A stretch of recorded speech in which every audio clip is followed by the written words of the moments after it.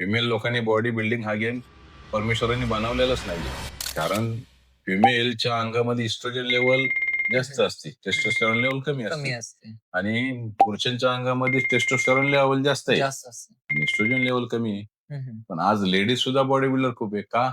हं. ते सुद्धा टेस्टोस्टेरॉन इंजेक्ट करतात. त्याच्यामुळं काय होतं, बाकीच्या लेडीज मुलींना भीती वाटते. मी जिमला गेलो तर माझी त्यांच्यासारखी बॉडी होईल. हं, हं. होऊच शकत नाही.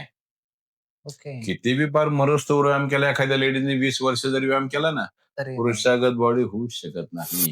कारण परमेश्वराने त्याच्या अंगात टेस्टोस्टेरॉनची लेवल फार कमी ठेवलेली आहे. हं, हं, हं, हं. ताकद वाढणार, हं, हं. मसल थोडा वाढणार, हं, हं. जो मस्क्युलिटी आहे हं. ती येणार ती नाही नाही. येणार. येणारच नाही. आता आजचे जे लेडीज बॉडी बिल्डर आहे आपण त्यांना मानलं पाहिजे, ते हं. खूप चांगला व्यायाम करतात. हं, हं. पण तो त्यांचा स्पोर्ट्स नाहीये. हं. कारण बरोबर आहे. ते टेस्टोस्टेरॉन इंजेक्ट केलं काय होतं, त्यांचा चेहरा हं, हं. हा थोडा चेंज होतो, पुरुषांगत होत जातो. हां, हां. त्यांची चाल पुरुषांगत होत जाते. हं, हं. त्यांचा आवाज पुरुषांमध्ये थोडासा कन्व्हर्ट होत जातो. हं, हं. ऑब्झर्व्ह करा तुम्ही. चेंजेस होतात तसे.